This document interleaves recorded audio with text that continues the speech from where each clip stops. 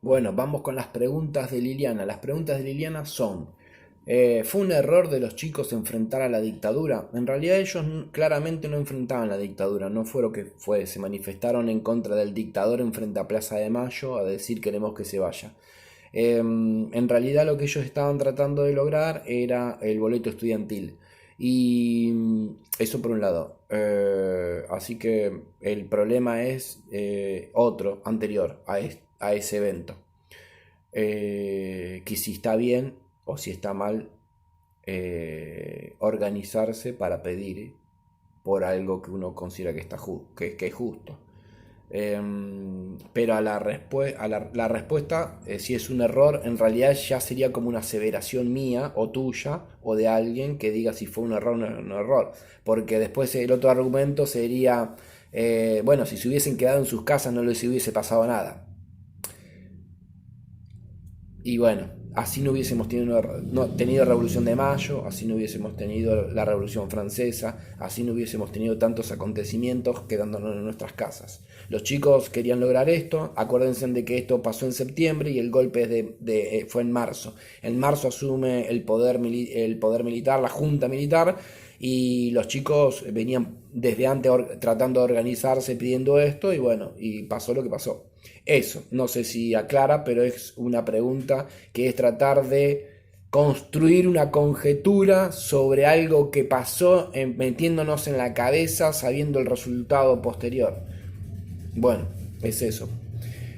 Segundo, ¿cuántos culpables hubo de lo conocido por o responsables de los secuestros estos de la noche de los lápices?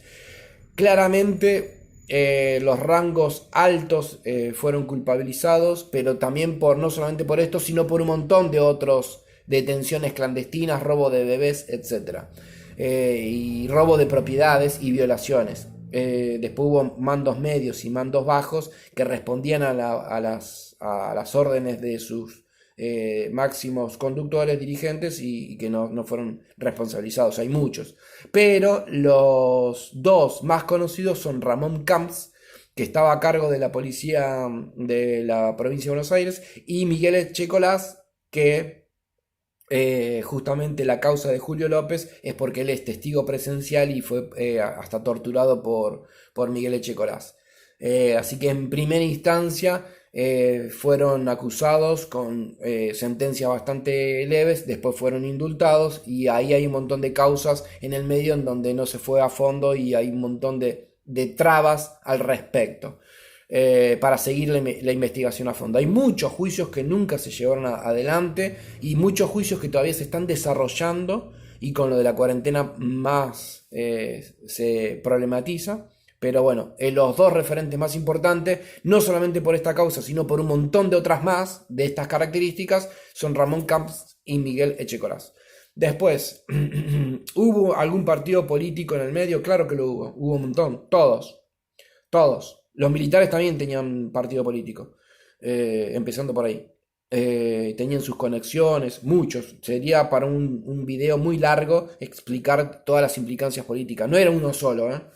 Y los militares inclusive quisieron formar su partido político con un anclaje muy parecido, robando las ideas, se autodenominaban como peronistas, un sector de ellos, más precisamente Macera, y en la Escuela de Mecánica de la Armada se armó como una agencia de contrainteligencia donde se le decía a los detenidos clandestinamente que corten y rearmen notas periodísticas.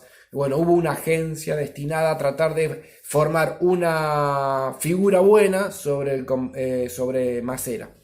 Pero si hubo partidos políticos, todos. Y otros que hoy no existen. Y bueno, sí, es la complejidad y es normal y está bien.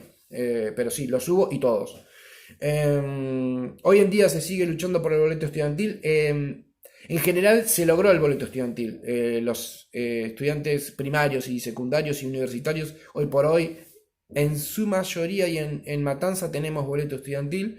No quiero mentir, pero en la mayoría de la provincia de Buenos Aires existe y capaz que no se logró en algunos otros lugares, pero gracias a la lucha de estos chicos, hoy por hoy se puede estar hablando de que en muchas partes existe. se aplicó, se logró, se consideró. Las escuelas que apoyaron a estos chicos, las escuelas institucionalmente no apoyaban. Esto fue una organización independiente por afuera de las escuelas. Incluso no se los detiene en las escuelas, se los detiene en sus casas de sus papás, porque eran todos chicos. Y era en ese momento institucionalmente los directivos estaban muy presionados. Los cargos jerárquicos de una escuela institucionalmente y más bajo una dictadura son cargos de mucho compromiso, donde estás muy controlado. Así que, pero tampoco era de que fueron avalados o de que fueron apoyados o estimulados a. No existe eso. Estos chicos se organizaban por motus propios, tenían su identificación política, todo el movimiento estudiantil tenía su identificación política, asumían el tema del debate político y se involucraban políticamente, pero no ayudados o apoyados. Y no tuvieron ningún tipo de sanción porque había un terror tremendo sobre la sociedad, en donde sí hubo en la universidad una persecución muy grande, y la persecución era en las escuelas secundarias era tan grande que no se podía apoyar ningún tipo de estas cuestiones. Así que bueno, eso. Esas son las preguntas que hizo Liliana.